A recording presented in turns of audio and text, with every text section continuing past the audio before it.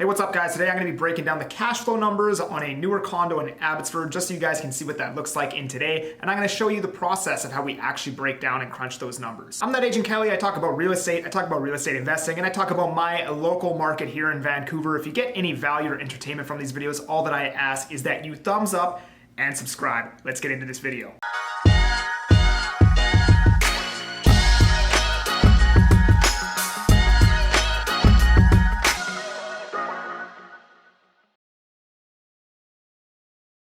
So I'm going to show you guys a condo that I myself would actually consider buying.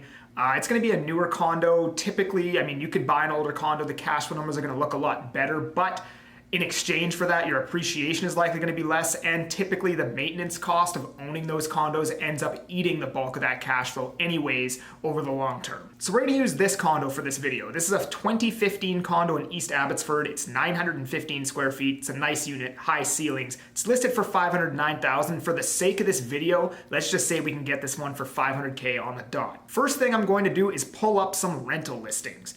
So here's a condo in a more central area. It's a bit newer, but it's also about 50 square feet smaller. They're asking $2,400 a month for this one and will most likely get it or very close to it.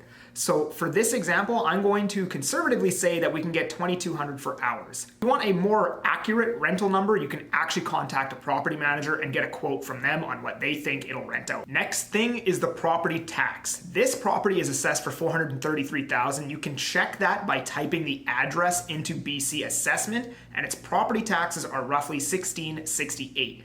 You then divide that number by 12 to get your monthly property tax expenditure. Next thing, what is your mortgage? For this video, we're gonna do a 30-year mortgage at a 5.1% static variable rate, as that's typically what you can get these days, and I personally would go static variable. You can do what you like, but that's what I would do, and your monthly mortgage payment comes out to $2,159 per month. Your strata is $396 a month. You will see that when you pull up the listing, and for insurance, I'm gonna use a rough number of $75 a month just because I pay a little bit less than that for my condo. If you want a more accurate number on this, I would just call up an insurance agency and just get them to give you a quote on the place. They can give you a pretty good rough idea of what the monthly insurance costs are. So now let's actually look at these numbers. You're renting it out for $2,200 a month. The mortgage is $2,159. Property tax divided by 12 gives you $139 a month. Strata $396, insurance $75, and I've added a 5% contingency for maintenance. So I basically just took the rent times 0.05, that gave me $110, and you're negative $679 a month to own this condo.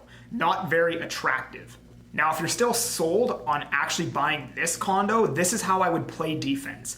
I would put aside a $25,000 reserve, and that would cover you losing $679 a month for 3 years. So you wouldn't have to deploy or shouldn't have to deploy any additional capital into this property for 3 years.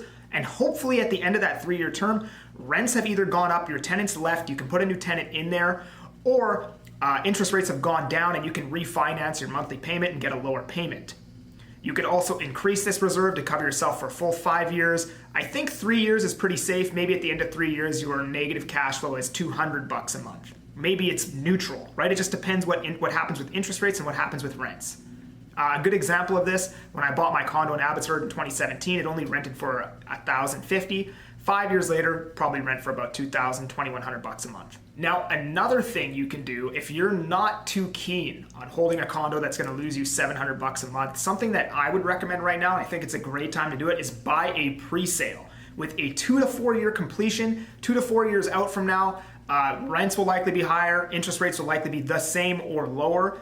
The benefit of this is that if you were to buy a condo like this today, you're gonna have to put a tenant in there, and because of our tenant landlord rules, you can't actually evict that tenant until they willingly leave themselves. So you're stuck with that $700 a month negative cash flow until they leave, or you can refinance your mortgage, right? With the pre-sale way, you don't actually have to lock yourself into those numbers. Typically, you're taking a bet that 3 years from now, those numbers are gonna look a lot better. Interest rates are gonna be lower, rent is gonna be higher, and when you get the new tenant in there, your monthly cash flow numbers should look a little bit better. So that's my word of advice. If you're gonna buy a rental unit right now, play some defense. Otherwise, I would get into a pre-sale personally. Hope you guys found some value in this video. Like, comment, subscribe. We'll see you on the next one.